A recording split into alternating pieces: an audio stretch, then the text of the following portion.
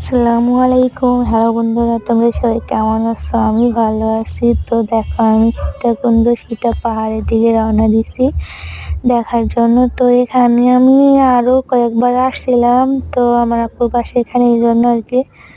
তো সীতাকুণ্ড মার্কেট থেকে এটা একটু অনেকটা দূর আর কি। আমাদের রিক্সায় আর কি 70 টাকা ভাড়া নিছে।